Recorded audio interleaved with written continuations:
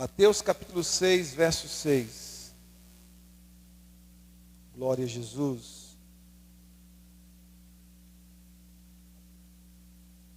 Diz assim a palavra do Senhor: ao orar, entre no seu quarto e, fechada a porta, ore ao seu pai que está em secreto, e o seu pai que vê em secreto lhe dará a recompensa. Ao orar, entre no seu quarto e, fechada a porta, ore ao seu pai que está em secreto, e o seu pai que vê em secreto lhe dará a recompensa. Pai amado e santo, essa é a tua poderosa e bendita palavra que nós acabamos de ler. Pedimos ao teu Espírito Santo que fale ao nosso coração através da tua palavra, e que pela tua palavra nós sejamos edificados, que pela tua palavra nós sejamos encorajados, que pela tua palavra nós sejamos animados. Que o Senhor fale ao nosso coração de uma forma extraordinária e poderosa e nos ministre nessa noite, para a glória e honra do teu nome santo. Em nome de Jesus, amém. Glória a Deus. Shalom. Hoje eu quero falar sobre o poder transformador do hábito de estarmos diariamente no lugar secreto, na presença de Deus. Esse hábito poderoso, esse hábito transformador de estar diariamente no lugar secreto, na presença de Deus. O pastor Mike Murdock, ele diz que o hábito é mais poderoso do que o desejo. Todas as coisas que nós tornamos um hábito na nossa vida, se torna algo que nos transforma e que nos muda. Tudo que nós criamos um hábito, tudo que nós criamos um costume, vai nos transformar, vai nos mudar a longo prazo. Os maiores sucessos, eles não acontecem repentinamente, eles acontecem pela força do hábito. Então, se você, por exemplo, tem um hábito de ter uma alimentação saudável, isso a longo prazo trará para você saúde. Se você tem um hábito de se exercitar diariamente, isso também a longo prazo trará para você saúde.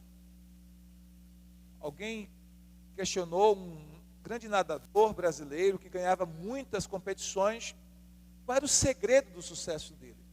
E a resposta dele foi: o segredo do meu sucesso não está em estar nos holofotes e receber os aplausos. Não está no dia da vitória. O segredo do meu sucesso está na rotina diária, no meu hábito, no meu costume de estar constantemente nadando, treinando, me exercitando. E ele disse que acordava todos os dias, às 5 horas da manhã, e treinava das 5 às 8 horas da manhã, todos os dias, todos os santos dias, ele treinava das 5 da manhã às 8, fazendo frio ou fazendo calor. Ele caía naquela piscina e nadava 3 horas todos os dias, e por isso ele obtinha êxito, ele obtinha sucesso, e ele ganhou grandes campeonatos e obteve grandes vitórias na sua área de atuação. Então o hábito, ele é poderoso, o hábito promove profundas transformações em nossas vidas.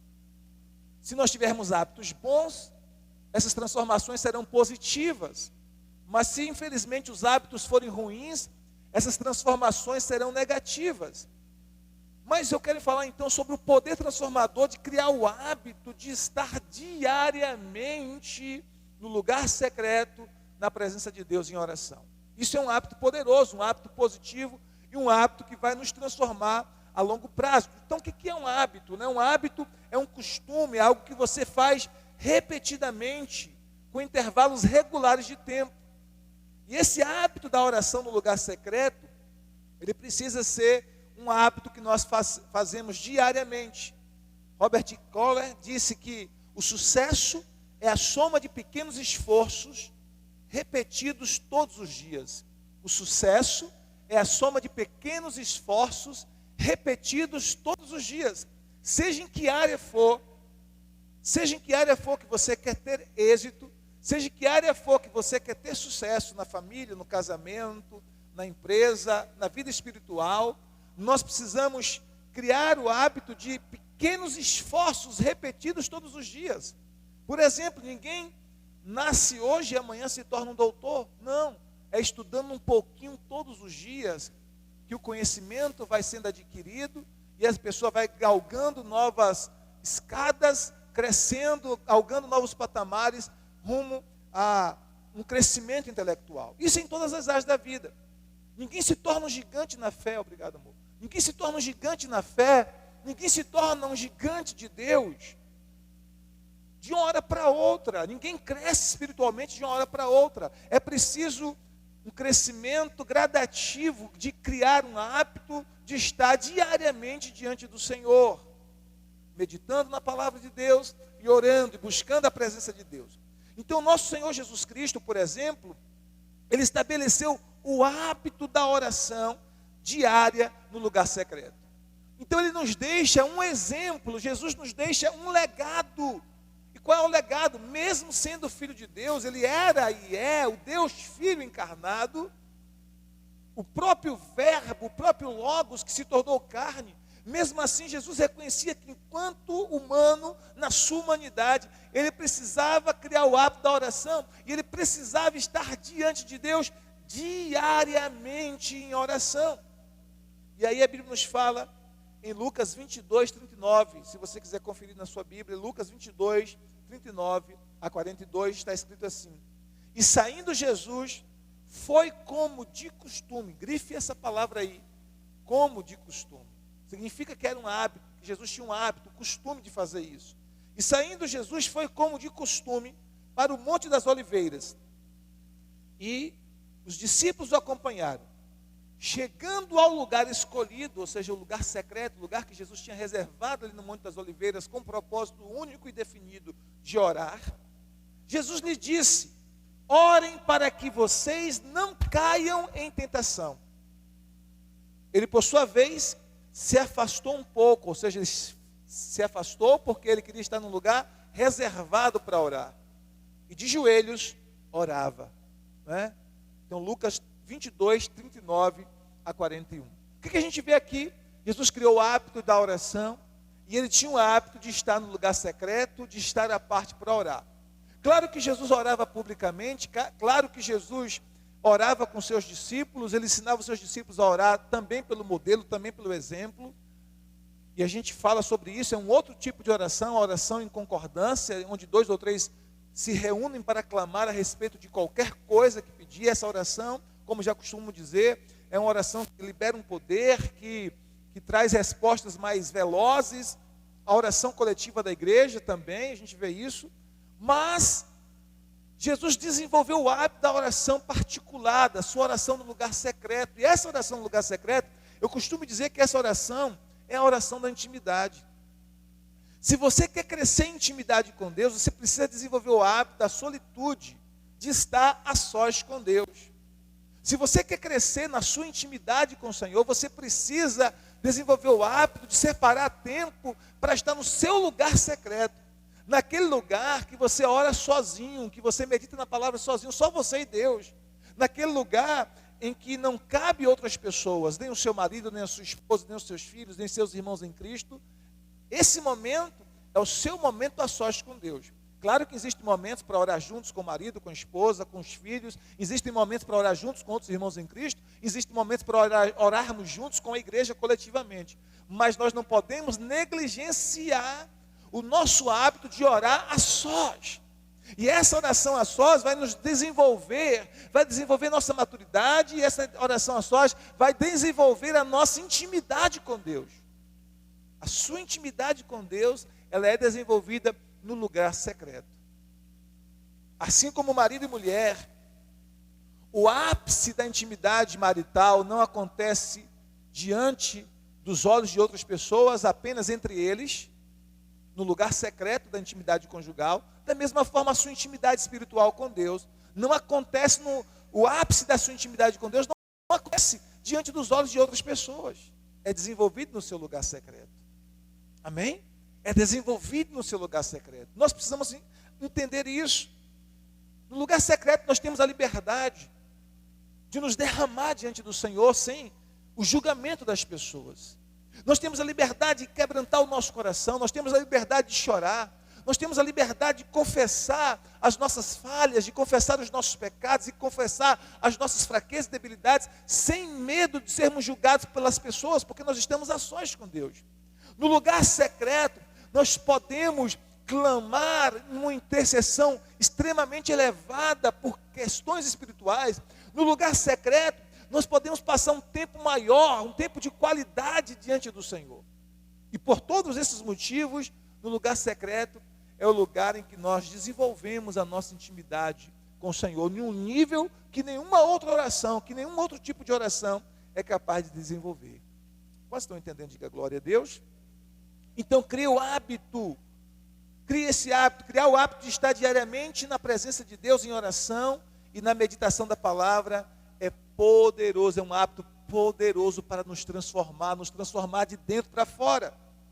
Esse hábito nos ajudará você a criar uma estrutura interna que o ajudará a vencer as pressões, tanto internas como externas. Então, quando você cria o hábito da oração no seu lugar secreto, isso ajuda você a vencer as pressões. Isso ajuda você a vencer pressões internas e ajuda você a vencer as pressões externas. Quantos de nós passamos pressão, enfrentamos pressão, tentações, estresse, ansiedade, temores? Olha, domingo eu preguei sobre vencendo a ansiedade, não é verdade? Porque todos nós somos bombardeados com esses sentimentos diariamente. E como é que a gente vence isso? Lembra que domingo eu falei sobre isso? Uma das formas de vencer é ore sobre tudo, apresente a Deus as suas orações, as suas súplicas, fale com Deus a respeito de tudo, de qualquer coisa. Então, quando você cria o hábito da oração, olha o que eu estou dizendo, o hábito, nós podemos orar de vez em quando, como cristãos, nós não podemos orar apenas quando sentimos vontade, sabe? Muitos cristãos têm se movido por sentimentos, queridos, nós não somos chamados para nos mover por sentimentos, mas por fé.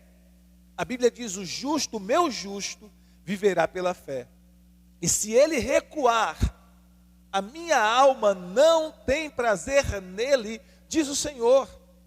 Então o justo vive por fé, não é pelos sentimentos. E nem sempre nos seus sentimentos, nas suas emoções, você vai estar disposto a orar. Nem sempre nos seus sentimentos, nas suas emoções, você vai estar a fim de orar, você vai estar com vontade de orar. Mas é preciso mover-se em fé, sabendo da importância da oração, sentindo ou não sentindo, com vontade ou sem vontade, tendo uma emoção positiva em relação à oração ou não. Se a gente sabe que é correto, a gente crê na palavra de Deus, a gente se move em fé para o lugar secreto da oração. E a gente cria o hábito da oração, porque a gente sabe que é necessário, e isso nos ajudará a vencer pressões. Quando você vai diante de Deus em oração, que você derrama o seu coração é aliviado. A ansiedade, o medo sai do seu coração, o pavor, o pânico sai do seu coração, e o resultado da sua oração no lugar secreto é paz. Conforme a Bíblia nos fala em Filipenses capítulo 4, verso 7. E a paz de Cristo, que excede todo entendimento, guardará os vossos corações e os vossos sentimentos em Cristo Jesus. O resultado de você estar no seu lugar secreto com Deus será paz. Paz. Não significa que as suas circunstâncias vão mudar automaticamente da noite para o dia, nem sempre isso acontece. Não significa que você vai ver essas circunstâncias mudando automaticamente. Muito mais do que mudar as nossas circunstâncias, Deus quer nos mudar. Muito mais de querer mudar as nossas circunstâncias, Deus quer nos mudar, Deus quer transformar a nossa vida, Deus quer transformar o nosso interior. Então nem sempre as circunstâncias serão mudadas da noite para o dia, mas nós estaremos sendo mudados, nós estaremos sendo transformados. Então no lugar secreto, estar no nosso lugar secreto tem poder de nos transformar, queridos, de nos trazer paz, de nos trazer equilíbrio emocional, consolo, de nos fazer vencer o estresse, a preocupação, o temor, o assombro, de manter o nosso coração pacificado. Por quê? Porque nós estamos no lugar secreto da oração. Quantos estão entendendo? Diga glória a Deus. Então a Bíblia nos fala em Efésios 6,10: sejam fortalecidos no Senhor e na força do seu poder. Seja fortalecido no Senhor e na força do seu poder. Isso significa que você terá força para vencer as pressões, para vencer as tentações, para vencer as guerras espirituais. Diga amém. Criar o hábito da oração no lugar secreto vai ajudar você a quebrantar o seu coração para receber a palavra de Deus. O nosso coração é como terra. Lembra que o Senhor Jesus, ele conta a parábola em Mateus capítulo 13, do semeador, e ele fala dos 4 tipos de terreno, os 4 tipos de terra. Uma terra é cheia de espinhos, sufoca a semente quando a semente começa a crescer. Uma terra é dura, é compacta, essa é a primeira terra que Jesus fala.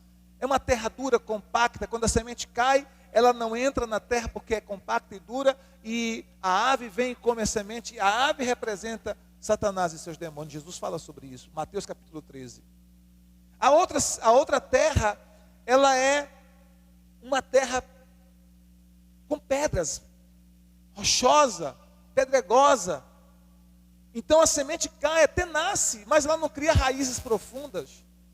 E quando sai o sol, aquela planta não tem raízes profundas, não consegue sugar a água e os nutrientes da terra, porque suas raízes são rasas. Quando vem o sol, aquela planta morre, porque não suporta o calor.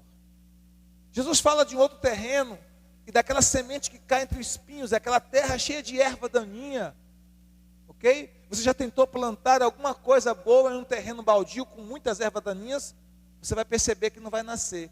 Se você tentar plantar qualquer árvore frutífera, apenas lançando a semente ali, sem ter o trabalho de arrancar as ervas daninhas, sem ter o trabalho de arar a terra, se você simplesmente lançar a semente, por exemplo, de manga, ou de uva, ou de laranja, ou de qualquer planta frutífera, em um terreno baldio cheio de ervas daninhas, você vai perceber uma coisa: não vai nascer. Porque as ervas daninhas ou os espinhos vão sufocar aquela planta, não vão deixar aquela planta principal absorver os nutrientes da terra, e não vai ter crescimento, não vai nascer. Mas Jesus fala de um outro tipo de terra, que é a boa terra, que é a terra arada, que é a terra adubada, que é a terra molhada, que é a terra nutritiva, o terreno nutritivo para a planta. Jesus diz então que quando a semente cai nessa terra, que ele chama de boa terra, essa semente vai produzir a 30, a 60 e a 100 por 1. Ou seja, cada grão, cada semente plantada vai multiplicar 30 vezes mais, 60 vezes mais ou 100 vezes mais, se a terra for boa. Então Jesus está falando de 4 tipos de terreno, e esses 4 tipos de terreno apontam para 2 realidades. Aponta para 4 tipos de corações, ou seja, existem pessoas que têm um coração duro como aquela terra compacta à beira do caminho, aquela terra que você tem ali na trilha, que você anda tanto naquela terra, que não nasce mais nada porque ela é dura, porque ela é compacta. Tem pessoas que estão com o coração assim, duros. A semente da palavra bate e volta, e o inimigo rouba a semente da palavra. Existe o coração, que é como o coração pedregoso. Ou seja, a pessoa não tem raízes profundas na palavra de Deus. Ela não criou raízes profundas. A semente da palavra não criou raízes profundas no seu coração. Então, quando vem o sol, Jesus explica que o sol representa as perseguições, as provações por amor à palavra. A pessoa não suporta a perseguição, não suporta as provações. E o que ela faz? Ela, como nós dizemos aqui no ditado, né? Linha na pipa. Não é verdade? Ela cai fora, ela não suporta as perseguições por amor ao evangelho. Ela quer um evangelho light, um evangelho fácil. E quando vem as perseguições, ela deixa o evangelho, ela abandona o Senhor Jesus, ela deixa a igreja, ela deixa o reino de Deus, porque é o terreno, é a semente lançada num terreno pedregoso, não tem raízes. Tem aquela pessoa que está sufocado por ervas daninhas. O que é essas ervas daninhas? Jesus disse que é a preocupação com as coisas dessa vida, que é a preocupação com o acúmulo de riquezas. Então essa preocupação desenfreada com o acúmulo de riquezas, essa preocupação desenfreada, essa ocupação constante apenas em ter, não que seja errado ter, mas nós precisamos entender que nós precisamos valorizar o ser. também, tanto quanto o ter. O ter é importante, mas muito mais do que o ter, nós precisamos valorizar o ser. Então Jesus diz que essa preocupação desenfreada pelas coisas da vida sufoca a semente da palavra. A semente até nasce, mas ela não produz frutos. Jesus não disse que essa semente não nasce. Ele diz que a semente nasce, mas ela vai ficar sufocada pelos espinhos, que representam os cuidados com as coisas dessa vida, e ela não vai produzir seus frutos. Por isso que Jesus nos diz: buscar em primeiro lugar o reino de Deus e a sua justiça, e todas as outras coisas vos serão acrescentadas. Então existe esse tipo de pessoa. E ele fala de um outro coração, que é a boa terra, que recebe a semente da palavra, é um coração arado, é um coração quebrantado, é um coração trabalhado pelo Espírito Santo, recebe a palavra, e a palavra então vai produzir seus frutos no coração. Frutos de justiça, frutos de caráter, frutos de paz de espírito, frutos de almas ganhas, de pregação do evangelho, muitos frutos. A palavra vai produzir os seus frutos, a 30, 60 e 100 por um. Então nós temos aqui nessa parábola do semeador, capítulo 13 de Mateus, 4 tipos de solos, que representam 4 tipos diferentes de coração. Vocês estão entendendo, gente? Mas também, escute isso, representam 4 estágios de um mesmo coração. Além de representar 4 tipos diferentes de coração, pode também representar 4 estágios de um mesmo coração. Significa dizer que uma pessoa ela pode passar por esses 4 estágios. E talvez nós tenhamos passado por esses estágios. Talvez algumas pessoas estão no estágio inicial, que o coração é duro ainda. E Deus está permitindo que situações aconteçam para quebrantar esse coração. Mas, quando nós oramos, a oração prepara o nosso coração para a palavra. Quando nós oramos no nosso lugar secreto, quando nós vamos diante do Senhor e derramamos o nosso coração diante do Senhor, e derramamos nossas lágrimas diante do Senhor, e confessamos ao Senhor os nossos pecados, e buscamos a presença do Senhor, e nos derramamos diante do Senhor, e temos intimidade com Ele, e ouvimos com sensibilidade a voz do Espírito Santo, o nosso coração vai sendo arado, e o Espírito Santo vai fazendo sucos no nosso coração, na terra do nosso coração, para receber a semente da palavra. O nosso coração vai sendo preparado para receber a semente da palavra. Quando nós oramos, então, quando nós oramos, o nosso coração, ainda que seja endurecido, ainda que seja um coração rodeado de ervas daninhas, de preocupações com as coisas da vida, ainda que seja um coração que não tem raízes profundas na palavra, mas à medida que a gente vai orando, o Espírito Santo vai trabalhando esse coração duro, esse coração indiferente, esse coração fechado. O Espírito Santo vai trabalhando, vai arando a terra desse coração, para que ele esteja preparado para receber a semente da palavra. E quando a semente da palavra cai nesse coração que foi trabalhado pelo Espírito Santo, que foi arado pelo Espírito Santo, a semente da palavra vai produzir os seus frutos, como disse Jesus, a 30, 60 e a 100 por um. Diga glória a Deus. Amém, queridos? Então nós precisamos entender isso. A Bíblia nos fala em Provérbios capítulo 4, verso 23. De tudo que você deve guardar, guarde bem o seu coração, porque dele procedem as fontes da vida. Sobre tudo que você deve guardar, guarde o seu coração, porque dele procedem as fontes da vida. Provérbios 4, 23. Guarde o seu coração. Então, essa oração vai quebrantar o nosso coração, mudará o nosso caráter, nos ajudará a quebrar o poder de hábitos pecaminosos que nos prendem por anos. Por isso que a Bíblia nos fala em Lucas 22, 40. Orem para que vocês não caiam em tentação. Essa oração que nos ajuda a vencer tentações. Essa oração no lugar secreto vai ampliar a nossa visão. Vai nos dar uma visão espiritual mais ampla. A Bíblia nos fala em Gênesis 15, versículo de 1 a 6, dizendo assim: depois destes acontecimentos, a palavra do Senhor veio a Abraão, numa visão, dizendo: não tenha medo, Abraão, eu sou o seu escudo, e lhe darei uma grande recompensa. Abraão respondeu: Senhor Deus, que me darás se continuo sem filhos e o herdeiro da minha casa é o Damasceno Eliezer? Verso 3. Abraão continuou: Tu não me destes descendência, e um servo nascido na minha casa será o meu herdeiro. E eis que a palavra do Senhor veio a ele, dizendo: Esse não será o seu herdeiro. Pelo contrário, aquele que será gerado por você, esse será o seu herdeiro. Verso 5. Então o Senhor levou-o para fora e disse: O que Deus disse?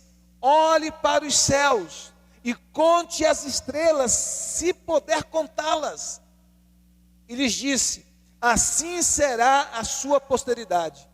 Abraão creu no Senhor, e isso lhe foi atribuído por justiça. O que aconteceu com Abraão? Quando ele estava orando, quando ele estava no seu lugar secreto com Deus, na comunhão com o Senhor ampliou a visão de Abraão. Porque ele estava naquele questionamento com Deus, achando que ele ia morrer sem um descendente, sem sua descendência, dizendo para Deus: olha, Senhor, quem vai herdar a minha herança, os meus bens, é o meu mordomo Eliezer. Eliezer de Damasco, Eliezer Damasceno, é ele que vai herdar os meus bens. E o Senhor disse para ele: vem cá, Abraão, vem cá para fora. Sai da tua tenda, sai desse lugar que limita a tua visão, vem cá para fora. Olha para o céu. Conte as estrelas, se é que você pode contá-las. Assim será a tua descendência. Então muitas vezes Deus vai nos fazer olhar para o céu. Enquanto você está orando, talvez você está tão focado nas adversidades, nos problemas, nas lutas. É luta com filhos, é luta com o marido, é luta com a empresa, é luta com os negócios, é luta na saúde, é luta em outras áreas da vida. E você muitas vezes fica sufocado diante de todas essas lutas. Mas quando você vai para o seu lugar secreto, que você clama ao Senhor, que você busca o Senhor, que você intercede ao Senhor, Deus diz para você: saia para cá, venha para cá. Sai desse lugar que limita a tua visão. Olha para o céu. Olha para o alto, olha para o céu. Olha para o céu. Conte as estrelas. E sabe o que ele vai dizer para você? Assim serão as tuas bênçãos. Ele disse para Abraão: assim será a tua descendência. Para você ele vai dizer assim: assim serão as tuas bênçãos. Conte as estrelas, se é que você pode contá-las. Assim serão as tuas bênçãos. Assim serão as bênçãos que eu derramarei sobre a tua casa, sobre a tua família, sobre a tua empresa, sobre os teus negócios, sobre o teu empreendimento, sobre a tua saúde, sobre a tua vida espiritual, sobre o teu relacionamento comigo. Assim serão as tuas bênçãos. Então muitas vezes no nosso lugar secreto, Deus nos faz olhar para o céu e nos dá uma visão ampla, e nos faz enxergar além das nossas dificuldades, nos faz enxergar além das nossas circunstâncias momentâneas, nos faz enxergar além dos problemas que nós estamos vivendo agora, nos faz enxergar além das circunstâncias que nós estamos enfrentando agora, além das guerras, das lutas, das batalhas que nós estamos travando agora. Ele diz para mim, para você, como disse para Abraão: olhe para o céu, conte as estrelas, se você puder contá-las. Pois assim serão as tuas bênçãos, assim será a tua descendência, as tuas bênçãos. Quantos estão entendendo? Diga glória a Deus. Então, no nosso lugar secreto, é onde Deus amplia a nossa visão. É onde Deus tira o foco, o nosso olhar das coisas terrenas, das dificuldades, das lutas, das nossas extremas limitações. Abraão tinha limitações. Abraão era um homem avançado em idade, casado com uma mulher estéril e avançada em idade. Qual era a possibilidade humana de Abraão vir a ser pai?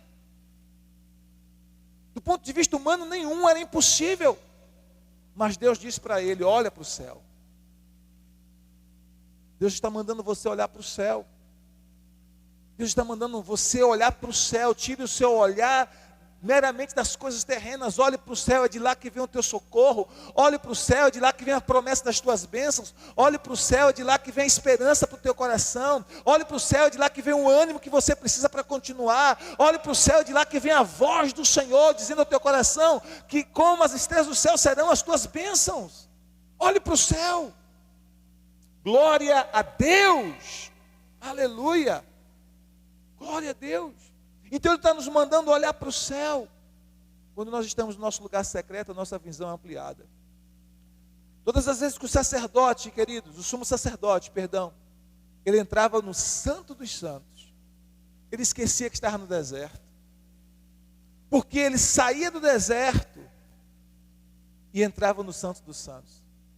Agora ele não estava mais no deserto, embora o ambiente físico do tabernáculo, da tenda sagrada, embora geograficamente o ambiente físico do tabernáculo, da tenda sagrada, da tenda do encontro, estivesse no deserto, mas agora o sacerdote estava de costas para o deserto e diante da presença de Deus, diante do candelabro, diante da mesa da proposição, dos pães da preposição, estava diante da arca da aliança que representava a presença de Deus. Ele estava ali diante da presença. Enquanto estava diante da presença, é como se não existisse deserto para ele. E é isso que acontece todas as vezes que nós entramos diante do Senhor, no Santo dos Santos, na oração, na presença de Deus, no nosso lugar secreto. Você pode estar enfrentando a luta que estiver enfrentando, você pode estar atravessando os maiores desertos da sua vida. Quando você entra no seu lugar secreto, você esquece que está no deserto. É assim que nós cantamos? Como é que diz a letra da canção? Como é que diz, João? A letra da canção do Santo dos Santos. Quem já pisou no Santo dos Santos, em outro lugar, não sabe viver. E onde estiver, clama pela glória, a glória de Deus. Então quem já pisou no Santo dos Santos, irmão, não consegue viver em outro lugar. Não sabe viver em outro lugar. Por quê? Porque por mais que você esteja rodeado de situações adversas, de problemas, de lutas, de adversidades, quando você está no Santo dos Santos, no centro da presença de Deus para a sua vida, você nem se lembra de deserto mais. Você está diante do Senhor, ali você recebe a direção, a palavra, o consolo, o abraço do Pai, a direção para você seguir, a força para você seguir, a instrução que vai mudar a tua vida. Tudo isso você recebe no seu lugar secreto. Diga-me se você está entendendo. Quarta verdade, quando nós criamos o hábito de estar no nosso lugar secreto, no lugar da oração, os nossos traumas serão curados. Alguns traumas que você possuía e que nem sabia que os possuía, serão curados. Você vai experimentar restauração das suas emoções no lugar secreto. A gente vê, por exemplo, os Salmos. Salmos nos ensina a orar demais. Se você quer aprender a orar, existem algumas maneiras para isso. Primeiro, peça o Espírito Santo para lhe ensinar a orar. Romanos 8, 26 e 27. Diz que nós não sabemos orar como convém, mas que o Espírito Santo nos auxilia em nossas fraquezas e intercede por nós com gemidos inexprimíveis. Então o Espírito Santo nos ensina a orar. Eu sempre que vou orar, que vou começar uma oração, eu peço: doce Espírito Santo, me ensina a orar. Nesse momento, me conduz nessa oração. Mas além disso, nós podemos meditar nos salmos, ler os salmos, orar os salmos, porque os salmos são orações. E você vai ver as orações dos salmos como expressão do coração daquelas pessoas que estão ali orando. E elas não escondem de Deus nada que estão enfrentando, nada que está dentro do seu coração. Elas não tentam esconder para Deus a sua dor, as suas emoções, sejam elas boas ou ruins. Elas dizem para Deus, nos salmos, os salmistas dizem para Deus exatamente como estão se sentindo. Derramam os seus corações diante do Senhor. E é exatamente por isso que as suas almas, as suas emoções são restauradas. Quando nós estamos diante do Senhor, a nossa alma, nossas emoções também são restauradas. Amém? Também são restauradas. Mas nós precisamos ter a coragem de abrir o nosso coração para Deus. Não tentar fingir quem nós não somos, mas realmente contar para Deus o que nós estamos sentindo, passando, enfrentando, com sinceridade no nosso coração. Isso vai restaurar a nossa alma, as nossas emoções.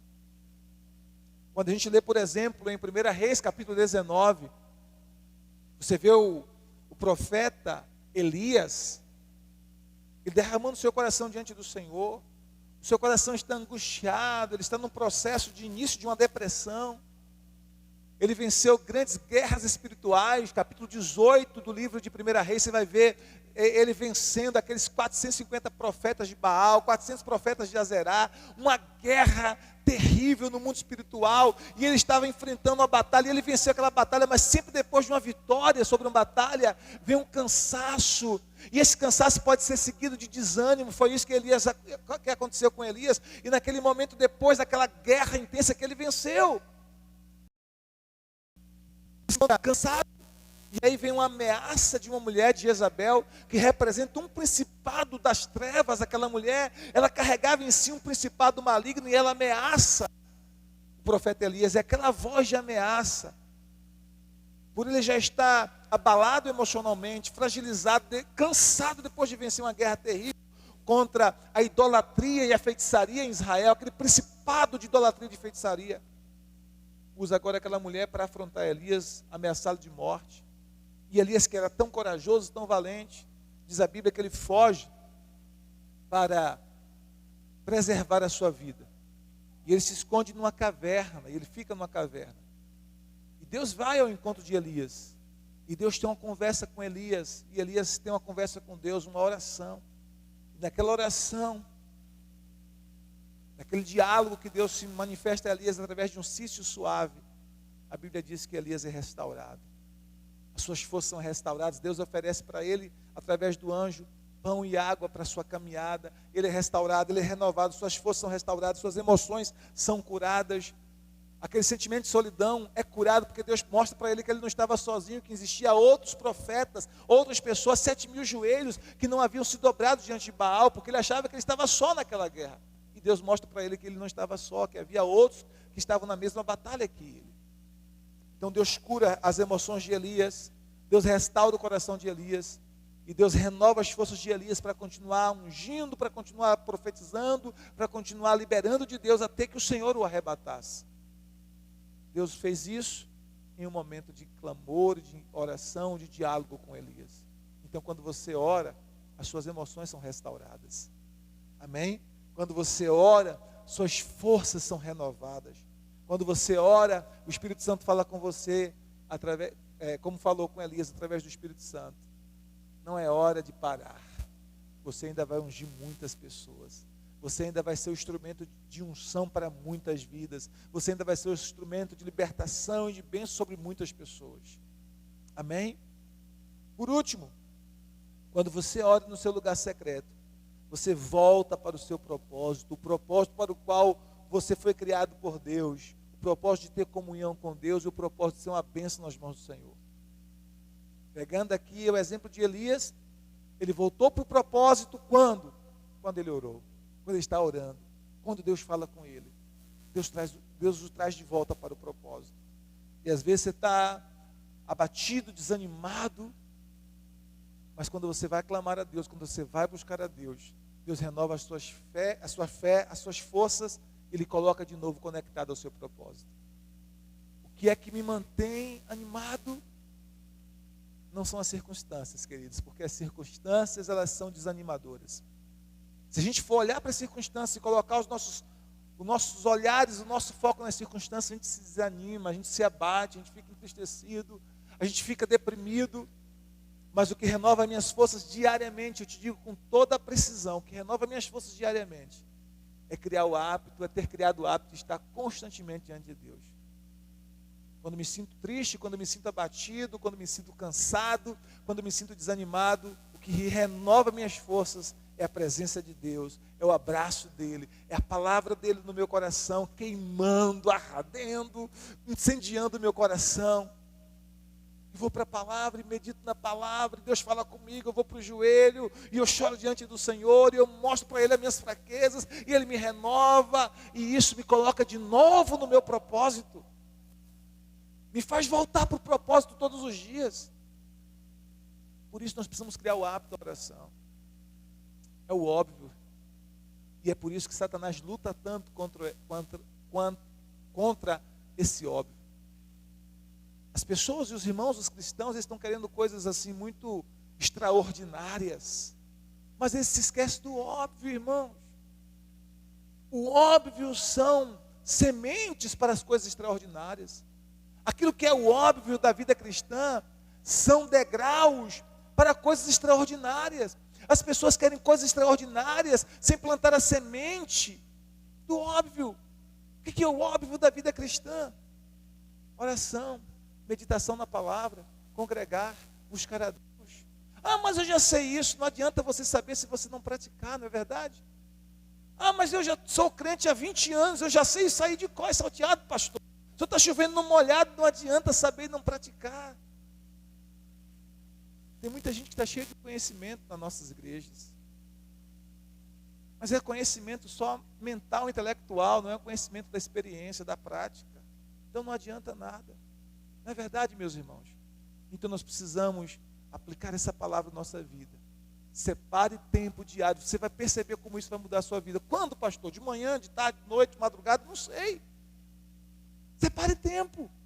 A Bíblia nos diz, por exemplo, que Jesus acordava cedinho. Marcos capítulo 1, versículo 29. Ele acordava de madrugada, ainda escuro, para orar. Marcos 1, 29. E às vezes passava a noite inteira orando. E Jesus tinha esse hábito.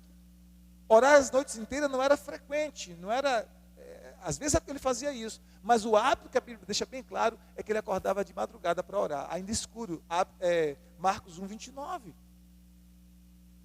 Então crie o hábito, escolha o seu tempo, separe o seu momento. E naquele momento esteja sós com Deus. Leve sua Bíblia, leve uma agenda, uma cadernetazinha, um caderno, uma caneta. Se você puder, leve um sonzinho para você louvar, colocar um louvor, um CDzinho, um louvor, enfim, alguma coisa que emite um louvor. Se você puder, tranque a porta e fique ali a sós com Deus. Se não for possível, vá para um lugar que você pode ficar, ao fundo da casa, o quintal, a área, onde você puder, estar sós com Deus. Por que levar a Bíblia? Porque você vai orar, mas também Deus vai falar com você através da palavra. Amém? A oração não é um monólogo, é um diálogo. Você fala com Deus, Deus fala com você. Por que levar um papel e uma caneta, levar uma caderneta e uma caneta? Porque Deus vai falar com você e você precisa anotar, você precisa registrar o que Deus está falando com você. Não confie apenas na sua memória. Registre aquilo que Deus está falando com você. Serão direções para a sua vida, para a sua empresa, para os seus alunos, para os seus negócios, para a sua família, para o seu casamento, para a sua saúde. Ele vai falar com você, ele vai dar direções, instruções específicas para você, e você precisa anotar essas instruções, registrar essas instruções. Um versículo que Deus vai trazer ao teu coração, que Deus vai iluminar enquanto você estiver lendo a palavra. Anote aquele versículo, grife aquele versículo, memorize aquele versículo. Então, tudo que Deus falar com você, você precisa anotar. Amém? Amém, João? Glória a Deus. Então, você precisa anotar tudo que Deus falar com você, em nome de Jesus. Sabe o que vai acontecer? Esse hábito vai transformar a sua vida de forma sobrenatural. Mas crie um hábito. Crie um hábito. Crie um hábito. Não faça apenas quando der, esporadicamente, de vez em quando sentir vontade. Não. Deus chamou você para ser um crente espiritual, não um crente emocional. Deus chamou você para viver na dimensão mais alta, na dimensão do Espírito. Deus não quer que você seja um crente carnal. Deus não quer que você seja um crente almático, que vive na dimensão da alma. Tem crentes que não são mais carnais, mas são almáticos, vivem na dimensão da alma, dos sentimentos, das emoções. Nenhum dos dois níveis são bons para a gente. Deus quer que nós sejamos crentes espirituais, crentes maduros, crentes que vivam na dimensão do Espírito. E faz o que é preciso ser feito. Não porque sente, não porque tem sentimentos ou emoções em relação a isso, mas porque é certo e porque nós nos movemos em fé. E é assim que deve ser com a oração. Amém? Ore todos os dias no seu lugar secreto e experimente as mais ricas bênçãos do Senhor. Comunhão, paz interior, paz do Espírito Santo dentro de você. Orientações preciosas para cada área da sua vida. E você obterá vitória e êxito em cada circunstância, em cada área da sua vida. No bendito e poderoso nome de Jesus. Amém?